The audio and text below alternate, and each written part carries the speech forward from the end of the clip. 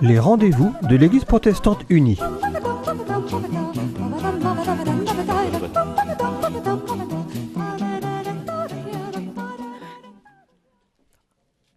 Bonjour à chacun, nous sommes heureux de vous retrouver. Voilà, aujourd'hui, j'ai la chance d'accueillir une jeune de 19 ans, Anita Lefebvre. Bonjour Anita. Bonjour Christine. Alors Anita, vous avez fait un stage de 4 semaines au diaconat protestant et c'est de cela que vous allez nous parler. Ça va nous aider à mieux comprendre tout ce qui se vit au diaconat et puis aussi à mieux profiter de votre expérience. Voilà, une jeune de 19 ans qui s'intéresse aux autres, qui a envie d'apporter sa petite pierre à ce monde. Donc ça va nous faire du bien aussi. Donc merci beaucoup d'être venue. Avec plaisir. Alors, pour commencer, peut-être, vous avez 19 ans, vous êtes déjà étudiante.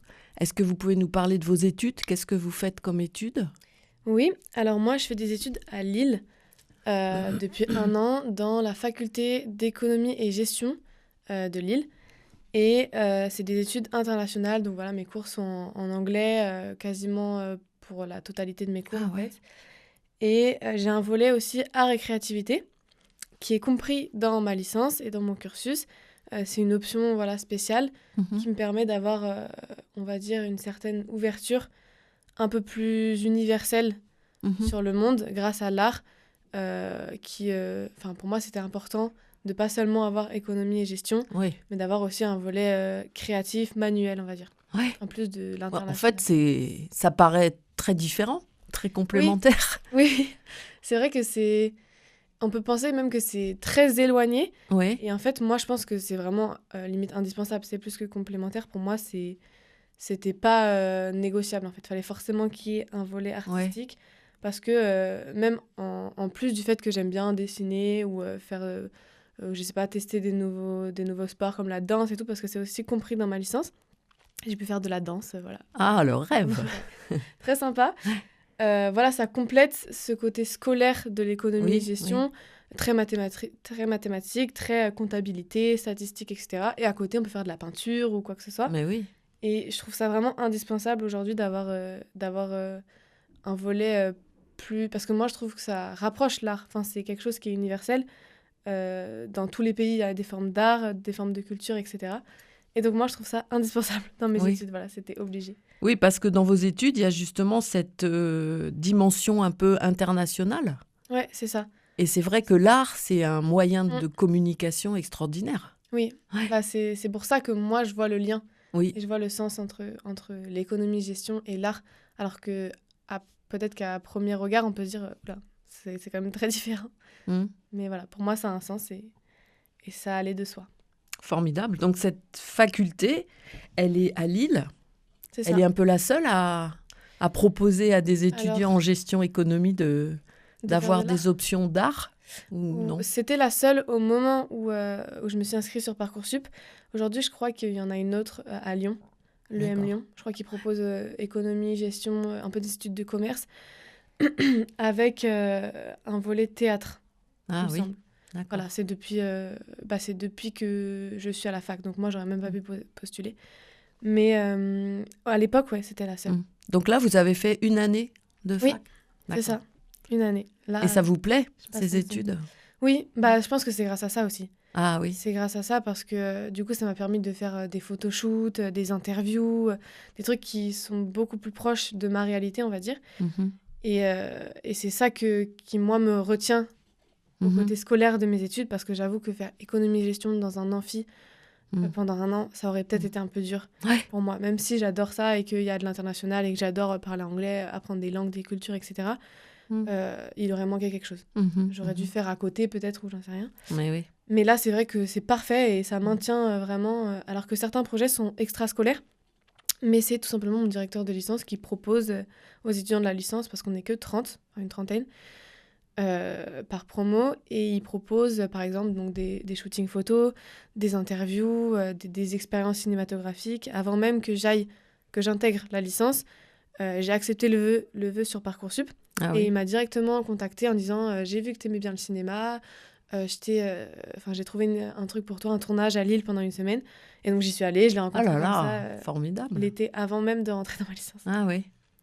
Donc ça, c'est quand même très chouette. C'est une perle, cette fac. C'est ça. C'est ça. Super. Donc, vous faites des études d'économie-gestion et vous deviez faire un stage et vous avez choisi le diaconat protestant de Nantes. C'est ça. Pourquoi ? Comment vous êtes arrivé là ? Alors, j'avoue qu'on peut là aussi se dire que c'est assez différent parce que j'aurais pu, par exemple, faire un stage dans la finance, dans la comptabilité, même dans la gestion, par exemple, si on fait un lien avec l'art et créativité, dans la gestion de festivals, de musées ou quoi que ce soit. Mais en fait, je trouve ça vraiment bien d'avoir fait ce choix-là, ce qui est de faire un stage dans une association, parce que j'avais la volonté de me sentir utile dans mon stage pendant ces 4 semaines, parce que c'est long, 4 semaines. Oui, 4 semaines de stage, c'est long. Ouais. Et c'est vrai que quand on pense à stagiaire, en tout cas moi, quand je pensais à stagiaire, je me disais, ça rime un peu avec ramener les cafés, faire les photocopies, etc., un peu s'ennuyer. Ouais. Et j'avoue que pendant 4 semaines, ça aurait été un peu trop long, je pense. Ouais. Et donc, je me suis dit... Pas très passionnant. Voilà, c'est ça. Je me suis dit, il faut que je me sente utile. Et dans une association qui travaille avec un public, directement, c'est toujours utile d'avoir des gens. Déjà, eux, ils ont pas mal de bénévoles. Donc, il y a forcément des choses à faire. Ils ont forcément besoin d'aide. Et c'est ça qui m'a poussée à faire un choix associatif. Et le diaconat protestant de Nantes, tout simplement, je les connaissais déjà. Rapidement de nom comme ça. J'avais déjà vu certaines personnes. Et c'est à Nantes. Et il se trouve que j'habite à Nantes, enfin que mes parents habitent à Nantes. Donc pour moi, c'était aussi important que ce soit situé là pour pas avoir un logement à régler, etc. Donc voilà, c'est pour ça que j'ai choisi ça. Donc nous écoutons Anita Lefebvre qui a 19 ans et qui nous raconte le stage qu'elle a fait au diaconat protestant dans le cadre de sa licence. Voilà, alors Anita, vous nous avez expliqué pourquoi vous avez choisi de faire ce stage. Donc vous êtes arrivée au diaconat et puis il y a eu différentes propositions qui vous ont été faites. Est-ce que vous pouvez nous dire celle qui vous a peut-être le plus marqué ? Oui. Celle au pluriel peut-être ? Alors moi, ce qui m'a le plus marqué, je pense que c'est toutes les interactions qu'on a eues directement avec le public concerné. Ah oui. C'est vraiment ces temps où tu peux regarder les gens face à face, droit dans les yeux, et écouter leur histoire, écouter leurs demandes, là où ils ont besoin d'aide, etc. Et ça, pour moi, c'était vraiment là où je trouvais un sens dans le stage, là où je trouvais le plus de sens. On va dire. Le contact avec ces personnes. Voilà, le contact direct. Parce qu'en soi, on est toujours en lien, que ce soit par téléphone, par mail, ou voilà, on suit toujours un petit peu. Enfin, je ne suis plus du coup dans le stage, mais voilà, ils suivent toujours un petit peu. Et là, c'est vrai que, par exemple, 2 fois par semaine, le lundi et le jeudi, tous les matins, il y a ces temps de permanence. Donc, c'est les temps où les gens peuvent venir sans rendez-vous. Voilà, ils sont libres de venir raconter soit leur histoire ou demander de l'aide. Ça peut être de l'aide financière, alimentaire. Ça peut être de demander un logement. Ça peut être de demander des papiers administratifs, voilà, un titre de séjour, comment ça fonctionne, où est-ce qu'il faut que j'aille, etc. Donc, les gens font la queue dans le couloir et on les prend un par un. Ouais. C'est ça. Ouais, c'est ça. Sans rendez-vous. Sans rendez-vous et c'est inconditionnel aussi. C'est important de préciser parce qu'on prend tout le monde. Bien que le public, on n'a pas précisé, mais c'est un public issu de l'immigration. En fait, on accueille tout le monde, même les gens qui ne sont pas issus de l'immigration. C'est juste qu'on aura moins de choses à leur proposer, étant donné que c'est moins le volet concerné, on va dire, de l'association. C'est moins la spécificité. Mais voilà, quand même, on accueille tout le monde, enfants, adultes, couples, familles, etc. Et ça, c'est vrai que du coup, j'ai appris beaucoup de choses sur des cultures, sur les gens. J'ai pu rencontrer des gens incroyables, vraiment. Et donc, je pense Par exemple, quand vous dites sur les cultures, par exemple, des cultures que vous avez découvertes alors, il y a Juste comme ça, pour donner une idée. Oui. Par exemple, il y a une loi en Albanie qui s'appelle la loi de Kanun. Et ça, c'est une loi qui m'a vraiment marquée. J'ai pas rencontré la personne, mais c'est une collègue qui m'en a parlé. C'est une loi qui dit que quand on est un homme et qu'on tue volontairement ou non quelqu'un d'autre, par exemple, ça peut être un accident de voiture ou un policier qui tire sur un prisonnier ou quelque chose comme ça, la famille de la victime, donc de la personne défunte, est obligée, enfin a le devoir de se venger sur un autre homme de la famille du meurtrier. Ah ouais. Donc ça m'a choquée. Et c'est une loi qui est, de ce que j'ai compris, pas officielle, mais elle est vraiment marquée parce que même la police, en fait, si par exemple, comme je viens de le dire, si la police doit tuer quelqu'un, il y a quand même la famille du défunt qui vont venir tuer quelqu'un de la famille du policier ou la personne, si c'est un homme. Et ça m'a vraiment marqué quand j'ai appris ça, parce que c'est tellement éloigné de ce qu'on connaît en France ou même dans les pays très proches de chez nous. Et par exemple, il y a d'autres, des lois qui sont complémentaires à celle-ci. Par exemple, il n'y a pas le droit de tuer la personne si elle est en dehors du domicile familial. Ah oui. Et il n'y a pas le droit si c'est une femme, et ni après 16 ans. Enfin, on peut la tuer seulement après 16 ans. Ça veut dire qu'il y a des jeunes qui, une fois qu'ils ont eu 16 ans, ils savent que leur grand-père a commis un crime, et ils sont condamnés à vie, à vivre dans la peur. Il y a des professeurs spécialisés qui viennent dans les maisons des familles comme ça pour faire cours aux enfants qui ne veulent pas sortir de chez eux parce qu'ils ont peur.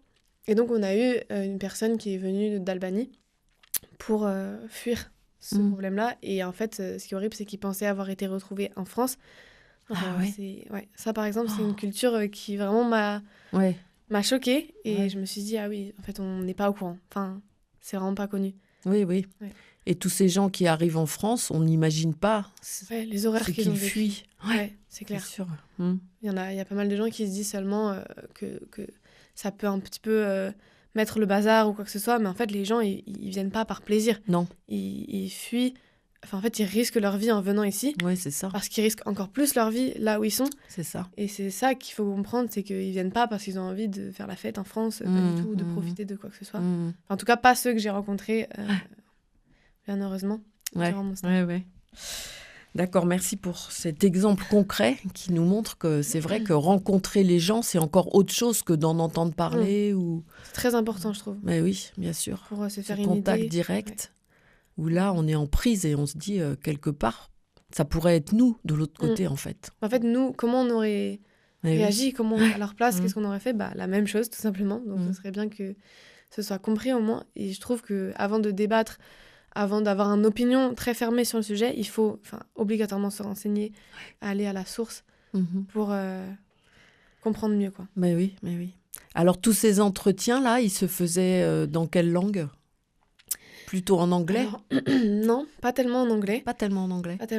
Il y avait parfois, quand même, les gens parlent un petit peu français. En tout cas, ils font des efforts conséquents pour essayer de se comprendre.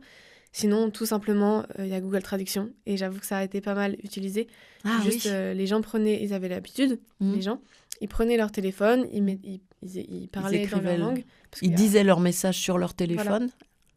Et ils retournent le téléphone et tu peux lire, tu peux répondre, etc. Ah oui. Ça, c'est pas mal fait comme ça. Sinon, en général, on essaye de parler français. Même si c'est compliqué. Il y a eu quelques cas d'anglais, mais c'était quand même plus rare. Ah oui. D'accord. Voilà. Très bien. Donc ça, c'était les permanences 2 matinées par semaine. Et puis, il y a eu d'autres moments où vous étiez aussi en contact direct avec les gens ? Oui. Alors une fois toutes les 2 semaines, le mardi, il y a la distribution alimentaire. Donc le diaconat n'est pas du tout la seule association à faire ça. Oui. Mais là, en l'occurrence, c'était aussi un moment où on est vraiment en contact avec les gens. En dehors de... Enfin, c'est aussi une demande, mais c'est différent, je trouve, parce qu'ils ne s'assoient pas dans un bureau pour raconter, où ils doivent vraiment tout déballer comme ça devant toi alors qu'ils ne te connaissent pas. Là, c'est dans une salle, en fait, disposée en forme d'épicerie un petit peu. Et les gens viennent, ils donnent quand même une petite... ça peut être 1 euro, 3 euros selon les revenus, etc. Petite participation. Voilà, une petite participation. Et ensuite, ils vont dans le sens de la salle et ils suivent. Il y a par exemple tout un coin frais, on va dire, avec les œufs, les yaourts, la viande, etc. Il y a un coin hygiène, il y a un coin bébé, il y a un coin boulangerie. Voilà, il y a un petit peu de tout. Et les gens viennent 2 fois par semaine. C'est seulement des gens qui sont évidemment sans revenus ou avec vraiment très très peu de moyens. Une fois toutes les 2 semaines. Oui. Parce que vous venez de dire 2 fois par semaine. J'étais en train de me dire non, ça va pas 2 fois par... Une fois toutes les 2 semaines. Le mardi, une fois toutes les 2 semaines. Mardi. Et donc, ils ont été inscrits avant, ces personnes-là ? Oui, obligatoirement. C'est pas tout le monde qui peut venir comme ça Par exemple, si quelqu'un vient à une permanence et dit qu'il n'a pas du tout de moyens et qu'il ne peut pas manger, on peut donner ce qu'on appelle un colis de dépannage. Ah, oui. C'est-à-dire qu'on va leur donner une carte et en fait, ils vont se présenter avec cette carte-là une seule fois pour prendre une seule fois le mardi d'après. D'accord. Un colis, on va dire. Oui. Avec le nécessaire, voilà. Mais il faut s'inscrire. Il me semble que là, par exemple, c'était en janvier. Tout le monde doit s'inscrire. Et si, par exemple, la personne ne vient pas 3 fois de suite, on la désinscrit parce qu'elle prend la place de quelqu'un. Oui, bien sûr. Et ce qu'on m'a dit, c'est que sur 150 inscrits à peu près, il y en a 120 qui viennent. Donc, il y a quand même pas mal de personnes qui ne viennent pas. Et donc, ça pose aussi des problèmes. Il y a quand même une organisation, une logistique derrière pour organiser tout ça. Oui, c'est sûr. Il y a combien de personnes qui travaillent dans ce service du diaconat? Alors, c'est des bénévoles qui gèrent ça. Il y en a à peu près un par stand, donc je dirais qu'il y en a peut-être 8 ou 9, une petite dizaine. Ouais, une petite dizaine quand même, parce qu'il y a des gens qui doivent gérer ça. C'est ceux qui... Oui, c'est ça, parce qu'il y a ceux qui tiennent les stands, il y a ceux qui gèrent la queue, et puis il y a ceux qui vont chercher les denrées aussi avant, après. Enfin... Oui, c'est vrai. Ouais. Donc ça fait du monde. Ça fait 12 personnes peut-être, 12, 15. J'avoue que je ne sais pas trop situer, mais il y a quand même une petite équipe et qui change à chaque fois. Plus ou moins, il y a des gens qui sont toujours fidèles au poste, on va dire. Et il y a moi, par exemple, je suis retournée là mardi dernier. Ah oui. On peut venir un peu comme ça. De toute façon, ils ont toujours besoin d'aide. Ouais. Bien sûr, bien sûr. Voilà. Bien sûr. Donc nous écoutons Anita Lefebvre, qui a 19 ans, qui nous raconte le stage qu'elle vient de faire au diaconat protestant de Nantes, dans le cadre de sa licence économie-gestion. Donc merci de nous présenter tout ça avec la fougue. Est-ce que vous pouvez nous dire quelle a été la chose qui vous a paru peut-être la plus difficile avec ces personnes qui viennent demander de l'aide? Oui, alors pour moi, il y a vraiment un truc évident, c'est les limites. Parce que c'est en fait des gens qui viennent dans l'aide, dans une demande d'aide. Ils ont pas d'autre solution. Donc ils viennent vraiment, ils ont tout à gagner. Donc parfois ça peut être un peu, on va dire, soit les gens peuvent un peu monter dans les tons, ou ça peut être un petit peu parfois impressionnant, ou alors au contraire, des gens qui vont par exemple fondre en larmes devant toi. Et là par exemple c'est très compliqué de dire écoutez madame, je peux pas vous aider, parce que c'est le cas. Par exemple des aides financières, le diaconat ne fait plus d'aide financière. Mais quand quelqu'un, c'est vrai que moi par exemple stagiaire depuis pas longtemps, j'arrive, au bout d'une semaine, quelqu'un, imaginons qu'ils se font en larmes devant moi parce qu'elle a vraiment rien, ça fait mal au cœur quand même. Ouais. Et on a envie de sortir un billet de sa poche. Oui, c'est ça. T'as envie d'embaucher tout le monde, je sais pas, d'aider tout le monde. En fait. C'est pas possible. Il faut savoir mettre des limites. Et c'est très important. Pareil, il y a des gens, comme le diaconat propose aussi des logements. Il y a des gens qui sont dans des logements que le diaconat sous-loue à des propriétaires particuliers. Ah oui. Et par exemple, si eux ne payent pas leur loyer, c'est arrivé pendant mon stage, pendant une certaine durée de temps, et qui ne remboursent pas les dettes. Donc un loyer, j'imagine, très abordable. Très symbolique, ouais. Par exemple, là, en l'occurrence, c'était 10 €. 10 € par mois. Par mois, ça se trouve. Effectivement. Voilà, c'est vraiment très symbolique. C'est juste pour expliquer et montrer que rien n'est gratuit et qu'il faut quand même un minimum travailler et chercher pour pouvoir être dans la société française, tout simplement. Et donc, c'est vrai que là, quand les gens ne payent pas 10 € par mois, au bout de plusieurs mois, on commence à se dire, écoutez, il y a des gens qui sont prêts à payer ce prix-là, alors qu'ils n'ont aucune ressource, qui sont parfois malades, qui ont peut-être 5 enfants, j'en sais rien. Vous prenez la place de quelqu'un, et là, il faut demander à cette famille de partir. Ouais. Donc là, c'est quand même compliqué. Ça doit être délicat, oui. Mais en même temps, si la famille, ne veut pas payer 10 €, c'est quand même, à un moment donné, il faut savoir poser des limites. Pareil... pendant les distributions alimentaires, ça arrive régulièrement que quelqu'un demande un peu plus.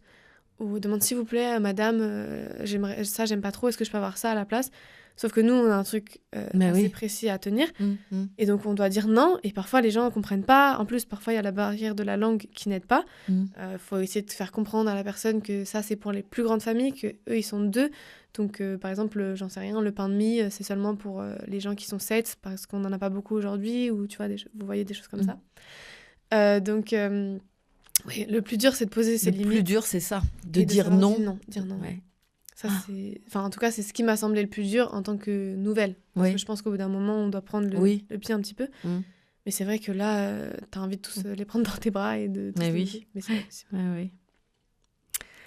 D'accord, donc c'est une expérience vraiment riche quand même, de contacts, voilà. Puis qu'est-ce qu'on peut faire dans ce monde pour aider un peu les gens?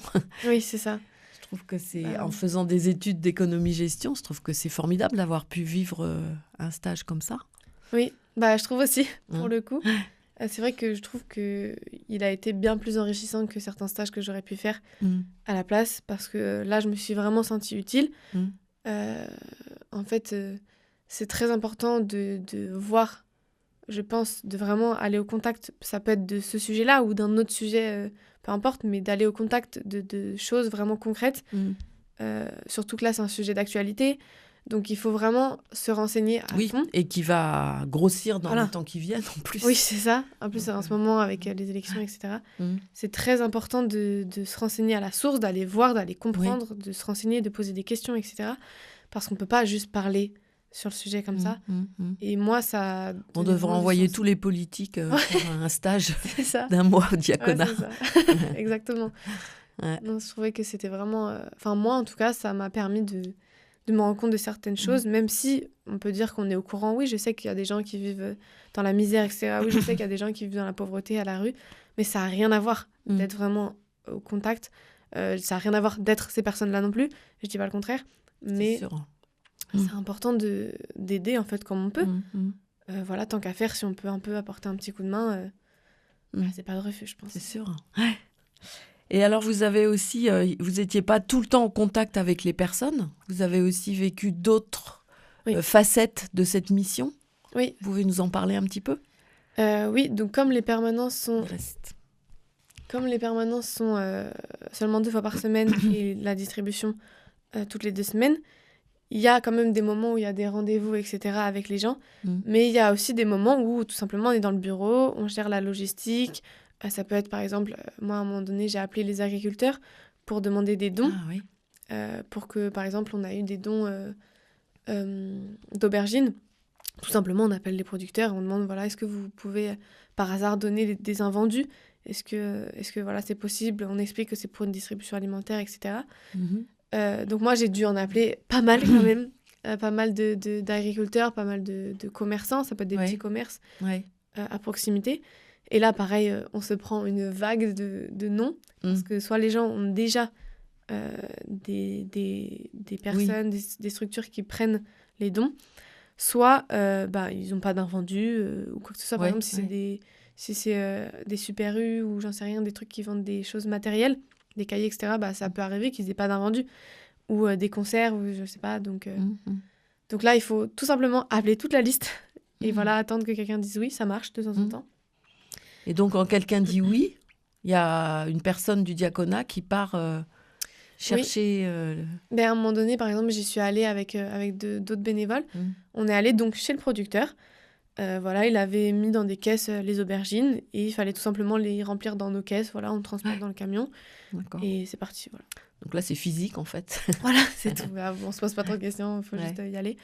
Mais c'est quand même un travail qu'on sous-estime parce que c'est très important, en fait, dans la suite. Dans la distribution, etc. Si personne ne fait ça, oui, mais c'est ça. Il faut de tout. Il faut et ce travail au bureau, oui, c'est ça.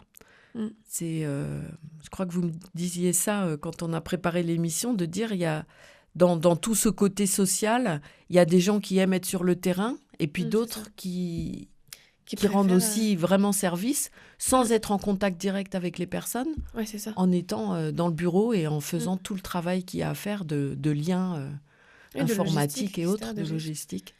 C'est vrai, c'est moins quelque chose qui, moi, me parle. Oui. Mais c'est vrai que ces gens-là, par exemple, peuvent être plus sensibles peut-être à la misère dans laquelle sont les gens. Ça peut peut-être trop les atteindre. Ou alors, ils n'aiment pas, ou ils n'aiment pas forcément parler, ou j'en sais rien. Il y a plein de raisons différentes qui font que, même s'ils sont super investis et super importants surtout, voilà, c'est 2 types de personnes différents, mais dans tous les cas, c'est très important et il faut négliger en aucun cas tel ou tel type de personne. Vraiment, tout le monde est utile. Donc là, je suis en train de me dire, peut-être on va terminer cette émission. Merci beaucoup, Anita, parce que c'est vraiment intéressant de vous entendre en direct comme ça. Mais si des auditeurs se disent « Mais oui, c'est vrai, moi j'aimerais bien aussi aider », qu'est-ce qu'on peut leur dire de venir Alors tout simplement, ils peuvent regarder... contacter le diaconat. Ah oui, au diaconat particulièrement? Bah oui, par exemple. Bah il suffit d'y aller, tout simplement. D'accord. Il faut qu'ils y aillent. De toute façon, le diaconat est ouvert à tout le monde. Ouais. Donc ils peuvent juste venir. Par exemple, là, pendant que j'y étais, il y avait une dame qui est venue se proposer bénévole et elle a fini bénévole à la fin de mon stage. Voilà, c'est un engagement quand même. Ouais. Mais ils refuseront jamais quelqu'un. Au contraire, ils ont toujours besoin de gens. Il suffit d'y aller. Voilà. D'accord. Et il y a un site, bien sûr, où on peut aller aussi regarder ce qui se passe. Oui. Ouais. Et il y a aussi d'autres sites de bénévolat bien sûr. De d'autres associations. Bien sûr. Par exemple, Je veux aider, c'est un site de bénévolat où oui. de tout. Tu peux aider scolairement, dans l'événementiel, dans vraiment tout. Voilà, D'accord. C'est très intéressant et très bien. Mm-hmm. Bon, on arrive à la fin de cette émission. Merci beaucoup. Merci à vous. De vous être déplacé pour nous raconter tout ça. Et puis bravo pour votre engagement. Merci, voilà. c'est gentil. Et bonne route pour la suite. Merci à vous. Voilà, à bientôt. À bientôt.